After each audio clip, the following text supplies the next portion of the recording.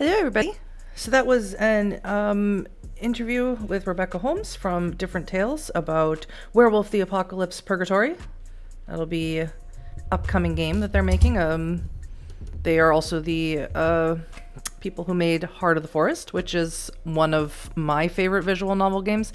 Probably goes Heart of the Forest at the top, then Shadows of New York, then Coteries of New York. I had the most fun playing Heart of the Forest. I played it so many times. Hi, Outstar. Yes, Gaia's Deadliest Weasel is here. It's time. It's time for me to do that again. For me to make all the bad decisions as the Ragabash no tribe yet that I am. Yes, so last time what we did is we were trying to gather up werewolves from the Broadbrook cairn that has fallen, and specifically we went after Nin, who is a child of Gaia, who lost the wolf. And we saved her from possibly getting murdered, getting killed by some cult of Fenris bastards. And we did pretty good. And we also saved the bar, and we didn't because Elton was like, let's burn the bar to the ground. Like, not a good look on Elton's part. But we did it. We got rid of them and saved them. We also met a very strange woman that was with them, who's not a werewolf, maybe a Tremere, maybe a mage. I have no idea who she is, but she's awful. Don't like her. And we need to do some sort of ritual to help Nin regain the wolf, which is fun for us. And Elton was like, and it's going to be awful, and you're going to regret not doing my plan, so whatever. But we also leveled up, so I need to head to Roscoe's van, Hoblin's compound, and Lucinda's studio in order to get some more junk for my sheet to make me look good. Hi, Robin. Good morning. Or good early evening, late afternoon, where I am. Yeah. So, and I don't know, I never check my sheet because I'm playing off of storyteller mode because I don't want to. Hamid, the woman. Because I don't want to. I have 1 intelligence, and 1 charisma. And 1 stamina. That sounds right. Ooh. You know, I should look at my convictions. Why not? I have an iPhone. Yes, I do. Oh, yeah. We're our groundskeeper at Gorski Manor. My boss is a vampire 100% for sure. Gorski is 100% for sure a vampire. And, like, my manager, Mr. Weiss, is 100% positively for sure his cool. And I don't know that. So I'm like, oh, wow, he's a hippie the way he dresses because I'm stupid. So my convictions are really close to the litany sustains us. I'm a litany stan, apparently. Humans must understand, so that's good, I guess. I don't have either way. Our weapon is rage or our answer is spirit. I have no either way for that one. I just want to survive, or we can still win. I am very optimistic, werewolf. That's lovely for me. Find a purpose through dignity. Find courage through laughter. No, it should be all the way this way for a Ragabash, honestly.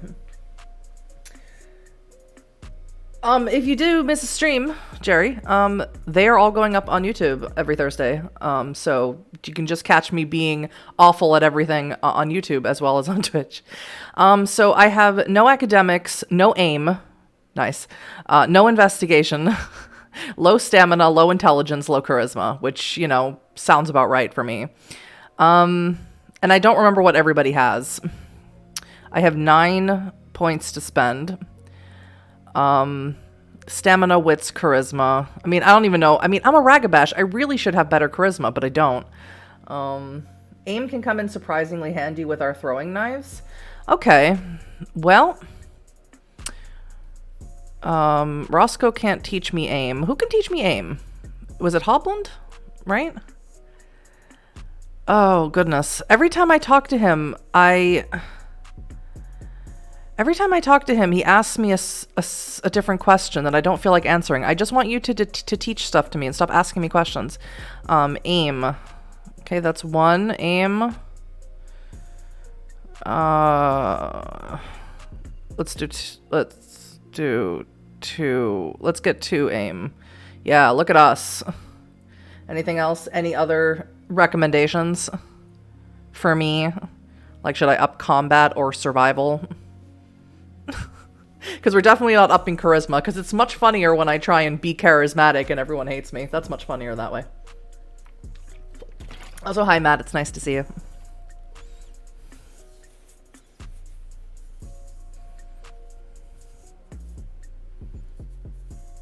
Athletics?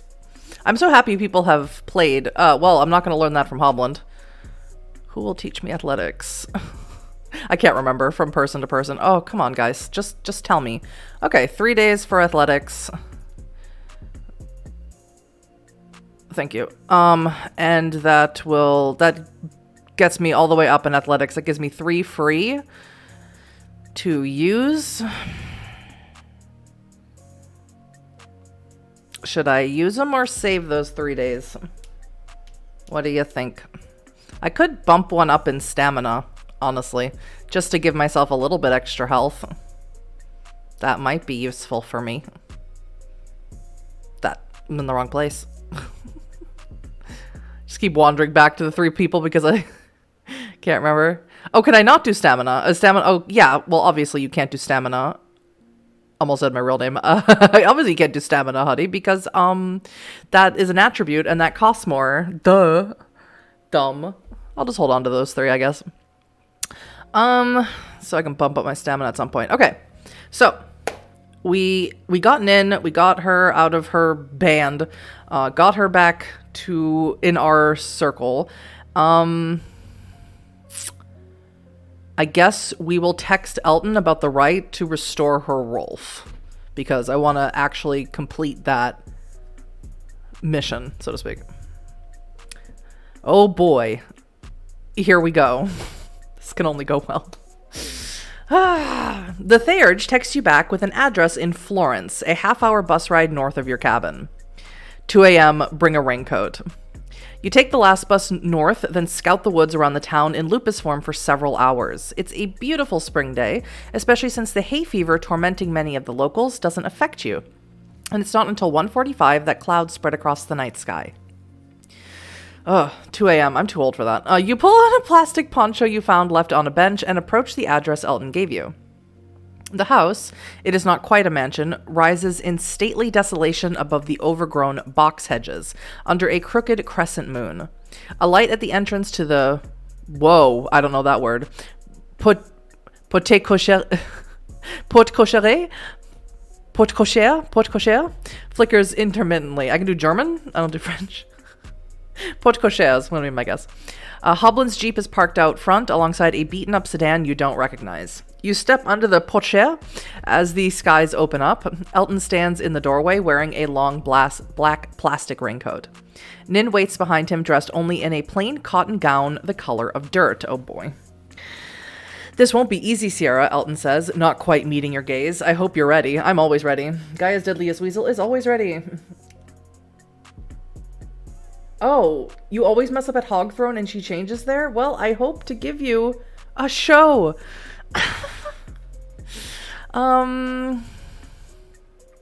What's my role in all this? I understand how important this ride is and I don't want to screw it up. That is accurately true. That is the most true thing I've ever read.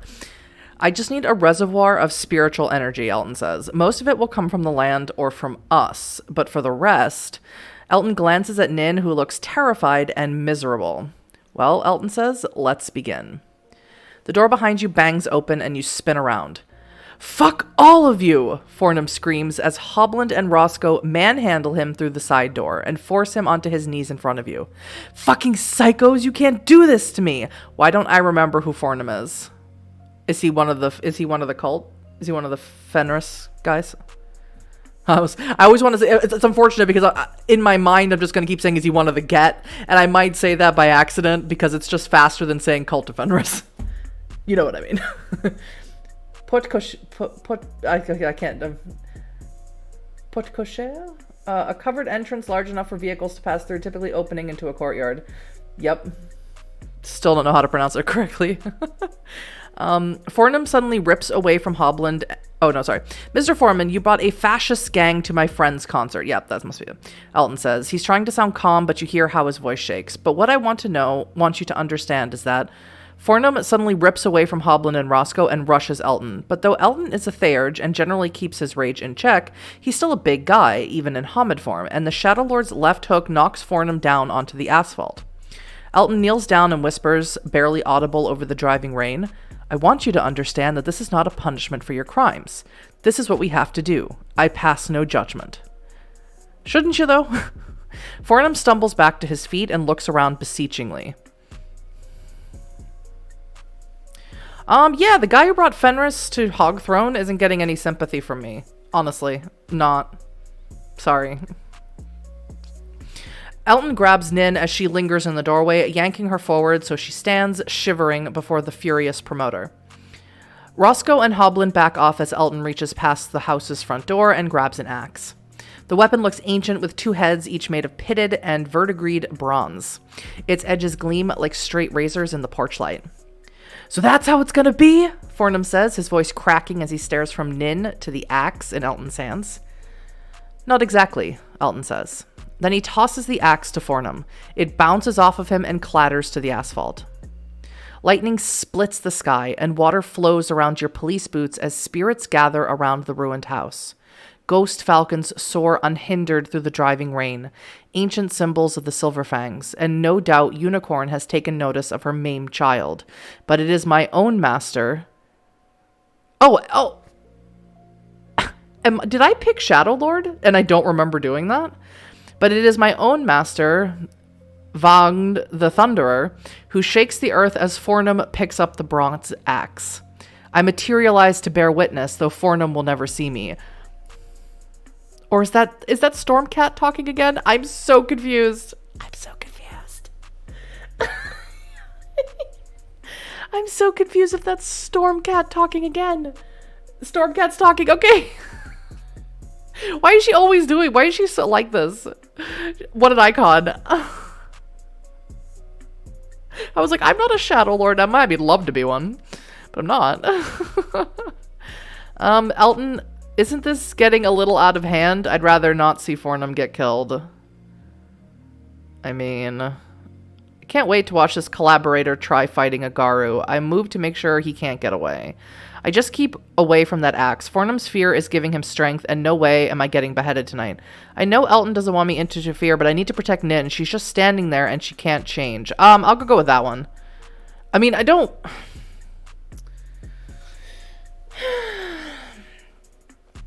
remember exactly Fornum's, deal, how involved he is with the Cult of Fenris, if, he really understands what's going on and brought them to Hog Throne. I don't know if I talked to him or really got that from the text. But whatever. I'm more concerned about Nin than I am about him. Maybe that makes me a jerk. Whatever. That's enough, you say, stepping between Nin and the concert promoter. Elton glances from you to Fornum, then shakes his head. Only one of you is going to survive to see the dawn, Elton tells the concert promoter. Elton, please, Nin says. I don't want... Fine by me, Fornum shrieks. He raises his axe with both hands, and Nin shoves you out of the way. Fornum brings the axe down on Nin. The Galliard barely even moves as the axe lands on her shoulder. Fornum isn't a strong man, but the axe is so sharp that the blade splits Nin from clavicle down to the middle of her chest. Oh no. The force of the blow drives her to one knee. The pain hits her a second later, and she gasps, then vomits blood and pink froth, her pupils shrinking to pinpoints. Fornum wrenches the axe free, nearly severing her left arm, and tilts it sideways to strike off her head with a horizontal sweep. Oh no. Oh no. I was trying to protect her. Am I that crap at protecting her? Am I guy as deadly as Weasel strikes again? Okay, thank God. Nin transforms so quickly that the shockwave from her metamorphosis blasts Fornum out from under the Potcocher's roof into the Black Knight's hammering rain. Only momentarily stunned, he retrieves the axe from where it's stuck in the muddy grass, stumbles to his feet, and then sees Nin in her dreadful Krynos form, 9 feet and 500 pounds of fur and muscle, sporting the biggest claws you've ever seen on a Garu, like rusty propeller blades. Fornum shrieks like he's on fire and runs screaming into the woods. Nin doesn't hesitate. She runs after the man. Lightning bolts smash into the house, shattering the last few unboarded windows. A room on the second floor smokes before rain pours down through the ruined ceiling to douse the flames. Hammer blows rattle your teeth, the hoofprints of Unicorn as she rampages through the woods. Oh.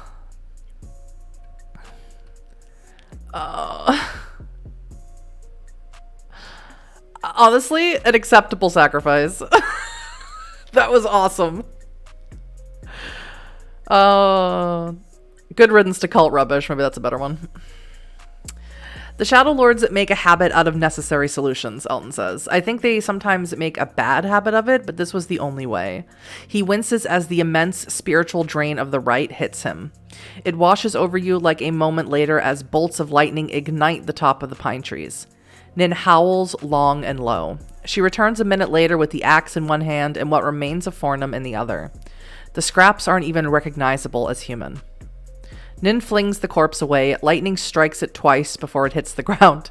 The rain stops like a plugged faucet. Rivulets of blood and water flow around Nin's huge clawed feet. Then she shrinks, turning not into a young woman, but into a small red wolf.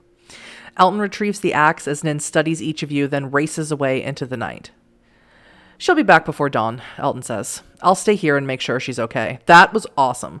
The spiritual drain of the rite means you end up hitching a ride with a pre-dawn commuter who works at a bakery in town. You practically crawl home and immediately fall asleep. Amazing. Amazing. I love it. I love it so much. Oh, God.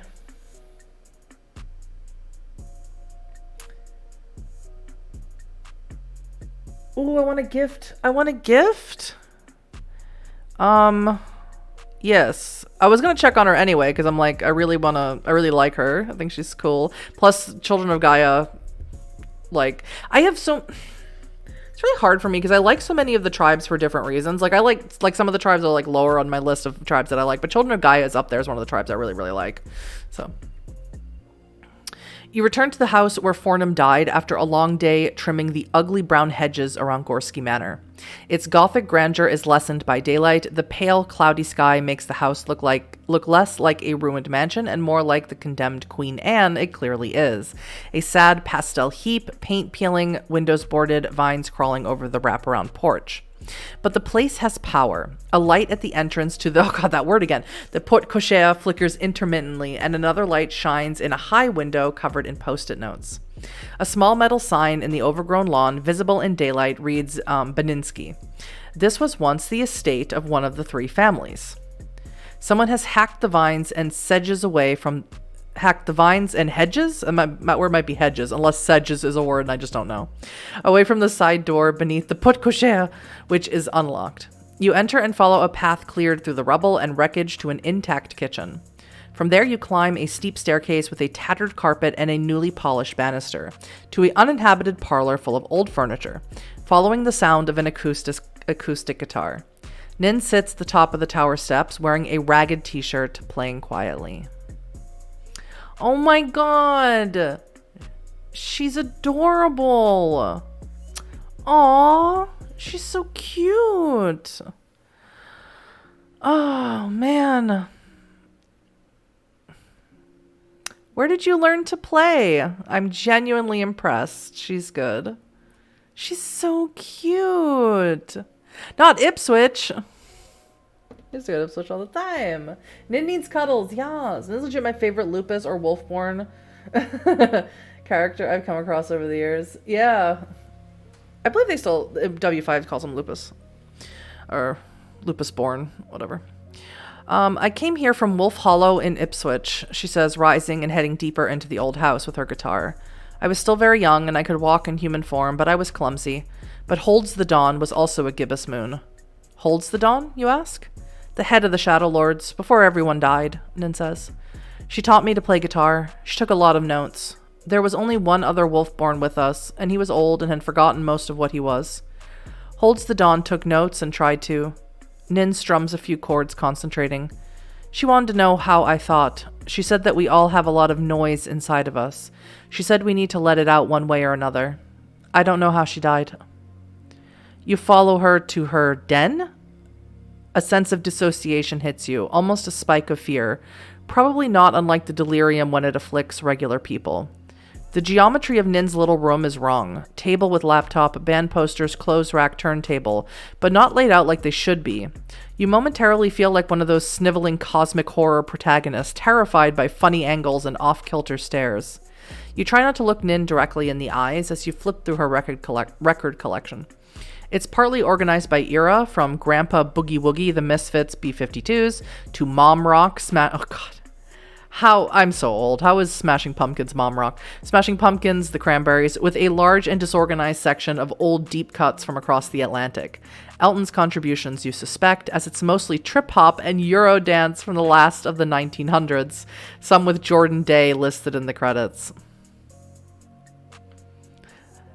Last years of the 1900s. You could tell that I am supposed to be a, 20-year-old or 19-year-old.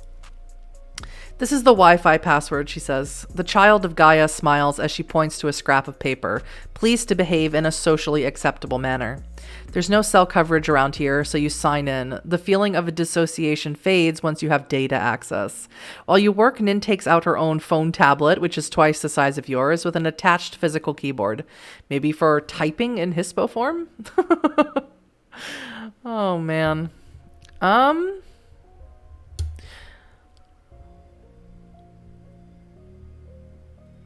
What is this option? How creepy are we? So, do you have enough clothes? I'm not trying to undress. Okay.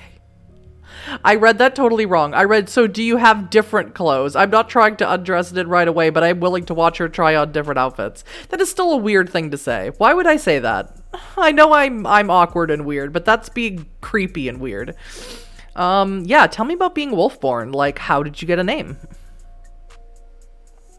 I just came back with a horrible joke. Oh, Outstar. Why won't you find Beckett on a furry convention? Because he's a lone wolf. Wonderful. Nin rummages around in her pockets. She's wearing cargo shorts under her shirt and pulls out her Massachusetts state ID, Ashley Nin. My mentor, she helped me become a child of Gaia, and she liked Anais Nin, who was a writer. That was my only name for my first few years and before everyone died. I didn't speak very well. I had to learn once I was on my own, but then Trevor from St. Hermonculus and his girlfriend helped me get an ID, and we made up a first name. His girlfriend is nice. Were both of your parents wolves, you ask, flipping through her albums? Yes, Nin says. I've asked Elton about looking further back, but records are spotty before 1988, when Wolf Hollow opened in Ipswich. Elton mentioned once that my human ancestors are probably indigenous people from around New England, but I don't know if there are any of them left, or if I just carry old genes from people who died centuries ago. Nin shrugs. So you're not named after Nine Inch Nails, you ask, stopping at Pretty Hate Machine on vinyl? Nin bursts out laughing. The fake band from Twin Peaks, she asks? No, Sierra, of course not. If that's an inside... Whatever. I'm not cool enough. I have never seen Twin Peaks, so if that's an inside joke from Twin Peaks, I don't know. Or does she legitimately not know about Nine Inch Nails? She's so cute. She's so cute, and I don't think I'm gonna flirt with her just because she seems like, I don't know, sad, and I just kind of want to be her friend and like take care of her.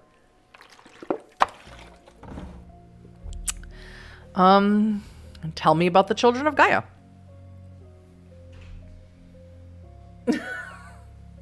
Kyle has a lot of like, not inside jokes, but Kyle is like really knowledgeable. It's obvious in like certain things, certain niche things that if you aren't part of the niche, you won't get the joke. And I kind of appreciate that because it makes it feel very real in a way, like you're talking to real people and not just reading a story. Nin strains trying to formulate an explanation you can understand. There was only one other child of Gaia at Broadbrook, she says. Martha was very old when I met her, and with my new self-awareness and growing understanding of my situation, I thought, how can I live a very long time like Martha? There are more children of Gaia than most other tribes because we do not throw our lives away. But Martha taught me more than that. I learned to control my rage, to focus on the spirit world, to heal more than I destroyed, to try. Because we are destroyers, Sierra. Martha said we were, and I don't know if she used these exact words, but she said we were failed experiments. Gaia had made us wrong, and it wasn't something a werewolf was supposed to believe, but it made sense to me. We came out wrong and held humans in bondage and murdered the other shapeshifters, and everything we did went wrong. To be Garu, she said, to be Garu was to feel like the lesser half of some animal cut in two, some animal that wasn't so great to begin with. She smiles, remembering the long ago conversation, then sighs. She died in the end with all the others, Nin says. She died gloriously, that's what people and spirits say. The Galliard shrugs. You consider what else she might know about her tribes, but then your reconnected phone starts buzzing. Dr. Landseer. What is this? Who's Dr. Landseer? Patient in room 22 died. Pick it up whenever. Hello? Fuck. Delete this immediately. Delete this immediately. Hello? Sorry, I didn't have a connection. Delete this immediately. Come to Gorski Manor immediately. We need to talk. Who is this? You are in possession of sensitive information and I will need to confiscate your phone. I apologize for the behavior of Dr. Landseer. This is Mr. Weiss at Gorski Manor. My God. We have a room that needs cleaning after the death of an elderly guest and no one is available. Please come immediately. All right. Is our... Sorry, my dog. Is Gorski a Hakata? Is Gorski a Hakata? Failure to comply will, I'm afraid, result in your termination, but there is a $50 service bonus for performing this task. Problem? Nin asks. I need to go to work, you say. It was very kind of you to visit me, thank you, Nin says. She leads you politely back to the side door beneath the porte cochere, then, apparently unsure of what is expected of her, hands you a candy bar. Adorable. When in doubt, give food. I love her so much. The joke is Nin showed up on an episode of the show and Nin apparently thinks they're fake. Oh, that's funny. That's funny. Yep. Everything we did went wrong is a good summation of Garu. I really like that explanation a lot. I am right now... Sorry, my dog makes it so like I can't sit in my chair right. I can't put my legs where I need to put them. I am prepping a Werewolf Chronicle myself, and I am getting lots of inspiration from this. Mr. Weiss is extremely cagey about what went on in room 22 or why Dr. Landseer, whom you've seen on occasion, is no longer present at the facility. He hands you 3 20s the moment you arrive, then ushers you, that's $60, not 50, then ushers you into a room so splattered with blood and shit that it looks like a vampire exploded at a G.G. Allen concert. You clean until midnight for $60? At least you get to use the showers afterwards. Okay. I'm gonna check my phone. No, I'm gonna head to the deep woods, right? That's what I do next. Head into the deep woods. Boom. You've never visited these woods before, but you feel their spiritual power. The warm spring wind carries a song, Nin's howling. You also notice mundane signs of her return. Standing stones righted, God, I can't talk. Statues cleaned of lichen, paths widened and cleared of brush, and at the very edge of your perception, spirits dancing through the glades and along the treetops. Nonetheless, the forest has suffered terribly from spiritual neglect. Dark stains mark the stones, rotting vegetable matter fouls the air, and you find evidence of intrusion by dark spirits, stained water, dead animals, and occasional cult of Fenris runes that Nin hasn't yet effaced. It will take great spiritual energy to heal this land. Elton is waiting for you. You still haven't earned any gifts, Cub, he says. Oh, Blacktarn. Blacktarn taught me about the spirits. I'm sort of hoping that'll lead Elton into saying more. You've only known Elton for a few weeks, but you know how much he loves explaining things. All spirits are different, Elton says, wandering deeper into the trackless woods. And they're always changing. Let me show you. The first thing you notice is that Elton's eyes move from one apparently empty point in space to another, as if he's perceiving the spirit world as clearly as you perceive the trees and streams. The barrier between worlds is thin here, Elton says. The broad brook Garu made it that way. and made rites to remain in close contact with their spirit allies. What rites have you learned, Sierra?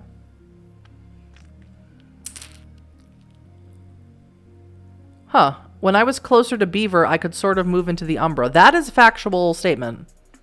That is a factual statement. Your training was unacceptable. Also a factual statement. They were the worst. Elton says. He talks over you. Fortunately, Catherine and I rewrote the old Broadbrook rite to detect the local spirits. It used to require an elaborate ritual. Now only a few gestures are necessary. He hands you a double-sided piece of paper with diagrams that at first look like dance steps. You can use a knife, a claw, really anything, the Shadow Lord says. Our elders did all the hard work hundreds of years ago. You're just flipping a light switch. Oh, you get it. They're movements of a blade. You're sort of parting the local space to peer into the Umbra. It won't work outside Broadbrook, but it will let you interact with the spirits here. It'll take you a few minutes to read it, a few hours to memorize it. But you didn't use this, you say. Elton's eyes still sometimes dart to something you can't see, and he's not holding a knife. Owl's gift, the Shadow Lord says. Owl herself is circling over us right now. Of course, she's also nearly everywhere. With me, with other Garu who are blessed with her seeing gift, and everywhere in the spirit world. In other lands, other spirits grant a gift like hers.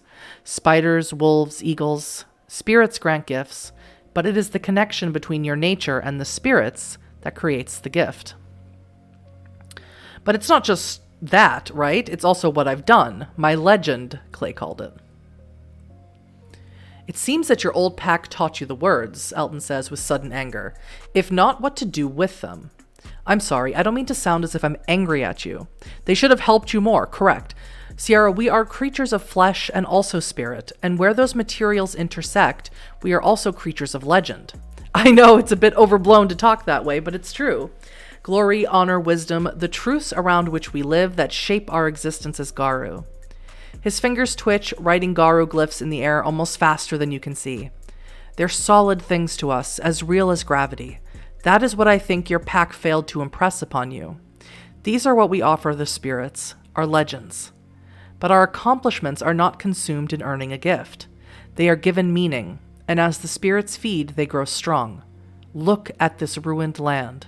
He can see what you cannot, but you can feel the deep wounds in the forest, the decay that's setting in. Earn your legend, and we can heal this land, Elton says. Though the spirits demand more than mere deeds, they are bound by ancient laws to serve only certain Garu. So where are the Ragabash spirits, you ask? Yes, sometimes they serve only certain auspices, Elton says, or tribes. But it's more than that. You must find spirits here whose natures accord with your own. Will I have to perform services to earn the spirits' gifts? I don't want to run errands every night. I'm selfish like that.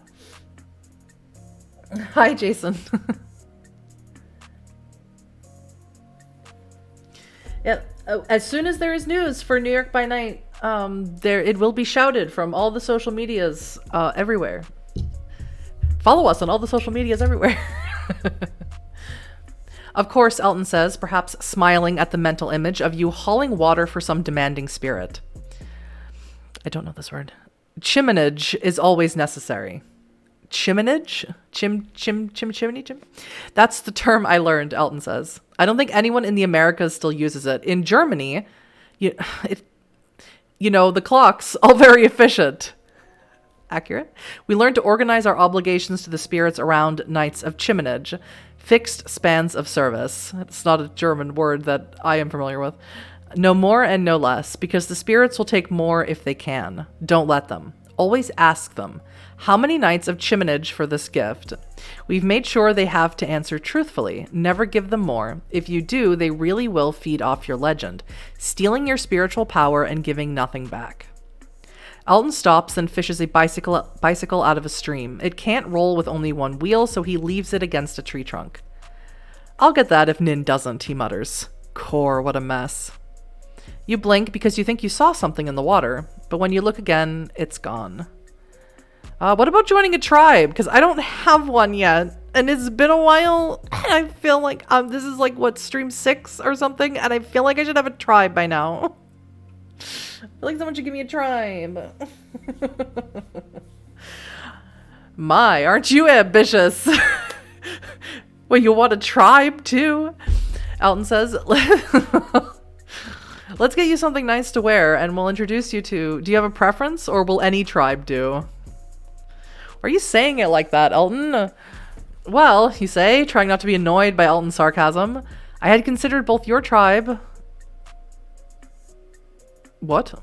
I had considered both your tribe and your tribe. What? But if you don't... I'm sorry, I'm just yanking your tail. Get it? Because we're werewolves, Alton says. And the truth is, you're going to want to speak to the patron spirits. We need more true Garu. It can't just be Nin and me. There are ancient statues out here in the woods. Seek them out, learn from them. Then he sniffs the air. What? You ask. There's petrochemical runoff from a plant that was closed back in the 60s here, Alton says. I've been meaning to check it out for years. I'm going to do that. He takes your hand in his, a sincere sign of respect to the werewolf who helped him rescue Nin. Wander the woods today, learn from the spirits, and only offer the agreed-upon nights of chiminage. He hurries off, almost angrily, leaving you in the deep woods. Chiminage possible. Glory 1 night, honor 4 nights, wisdom 9 nights.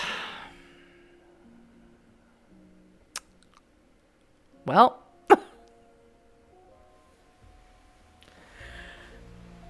Is this trying to tell me that it would take a lot of effort because I am not very wise? Yeah.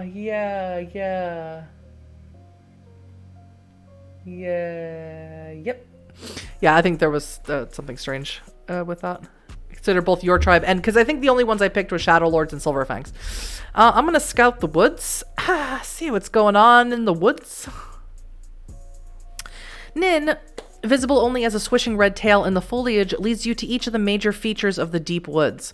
Ancient statues rise from the rocky soil, some so old that they're almost features of the landscape. 3 patron spirit statues stand in a circular glade facing each other. You have had a hard time stepping into the center of the glade where their gazes intersect. Despite the statue's great age, you think you can recognize the single horn of Unicorn, patron of the children of Gaia, the crown of Stag, patron of the Heart Wardens, and the serpents of Gorgon, patron of the Black Furies. Of course, those are just the names Black Tarn taught you. Who knows what the snake-trussed deer woman meant to the people who settled these lands during the last ice age. You also find a more recent statue, that of a falcon. Silverfangs. Coughing. Though it's been smashed to pieces, it lacks the grandeur of the patron spirit statues. It might have represented a lesser but still mighty spirit. It once depicted a falcon with an open door for a head. Deeper in the woods, you find a huge stone table, like the round table in a children's book you once had, like as in Arthur and the Knights of. Once mirror bright, it's covered in leaves and detritus.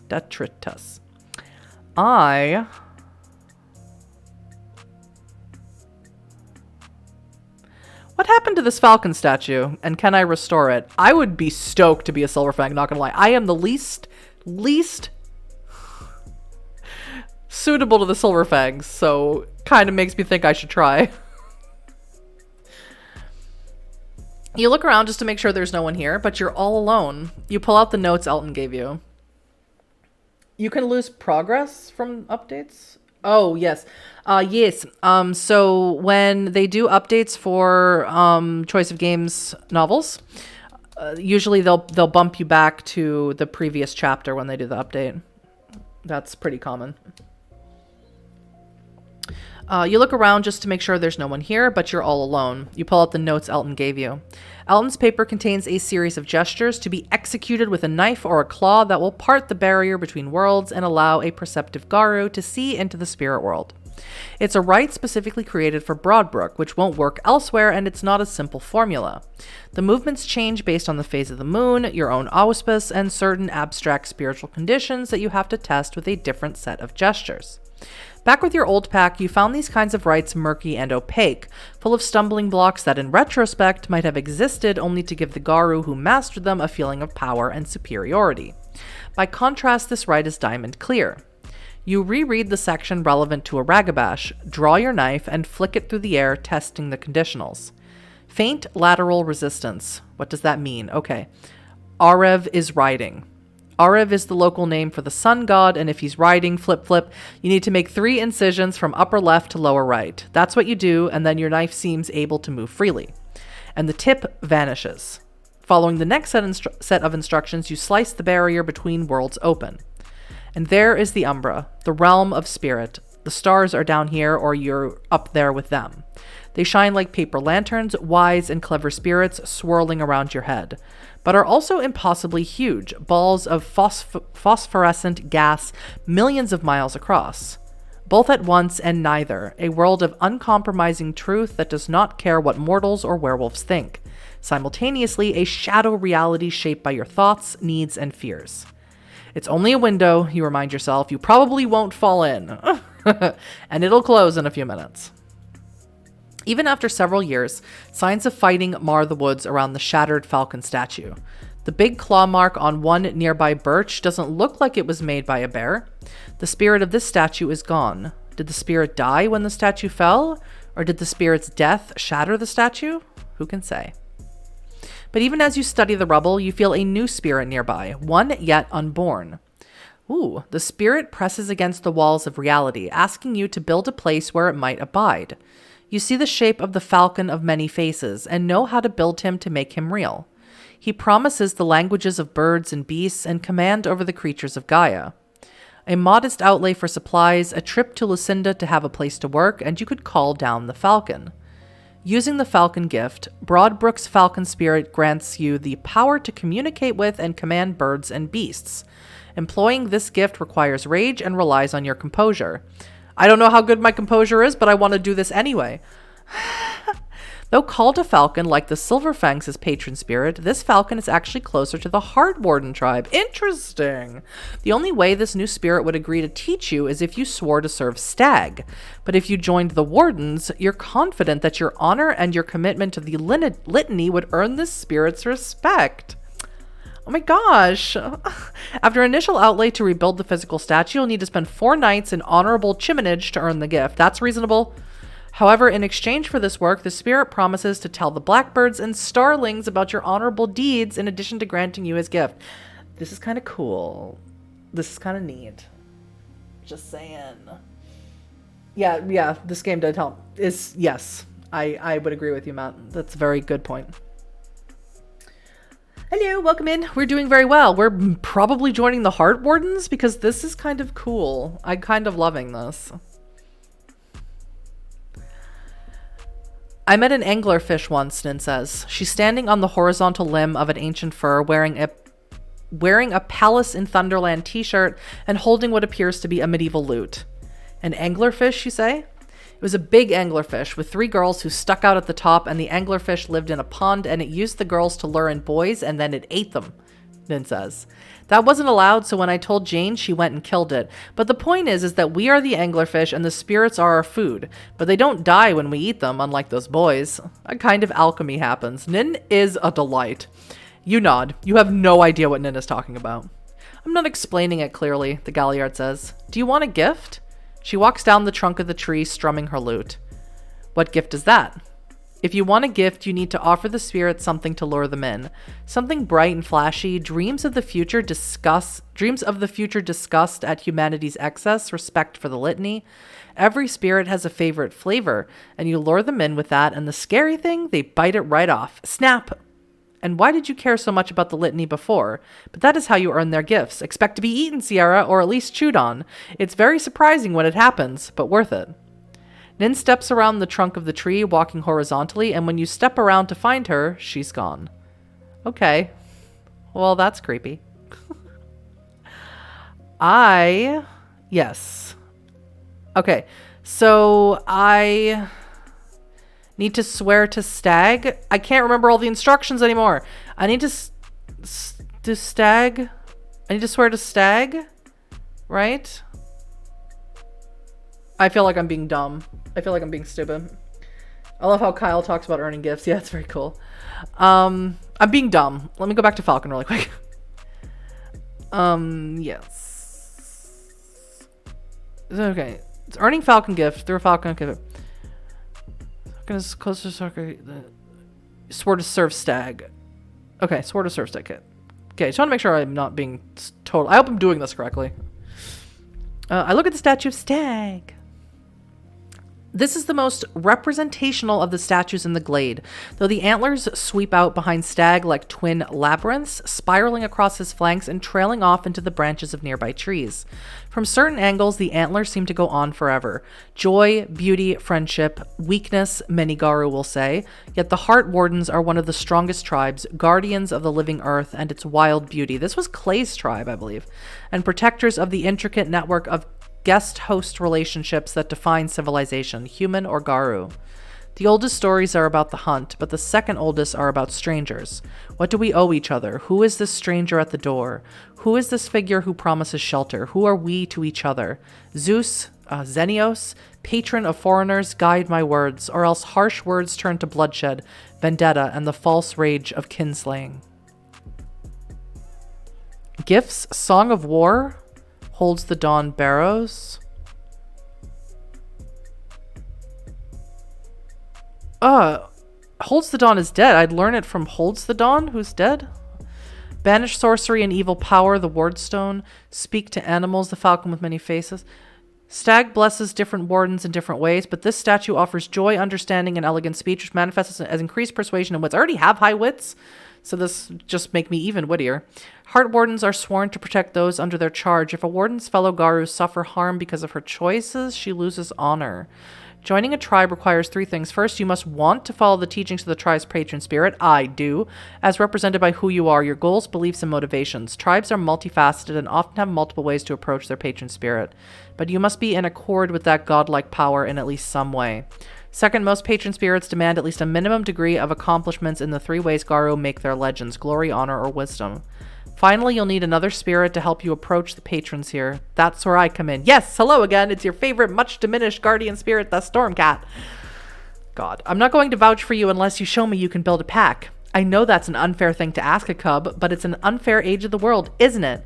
Look at the unfairness of this humble body I occupy. Find the other Garu, Sierra, then perhaps I'll whisper your name to the greater powers and we can help each other solve our problems. Fine. Fine. Fine. I look for gifts. God, could have told me all that before.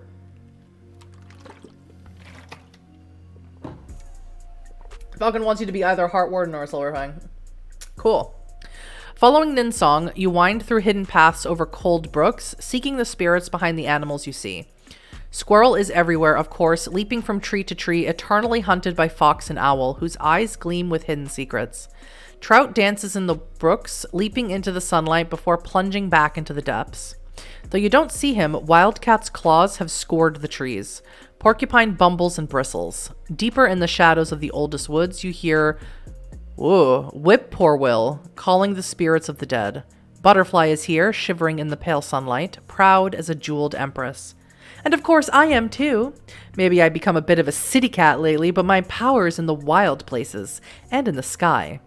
Then you feel the earth move beneath your feet, massive, implacable, older than stones, the bear spirits. I don't know what gift I should learn.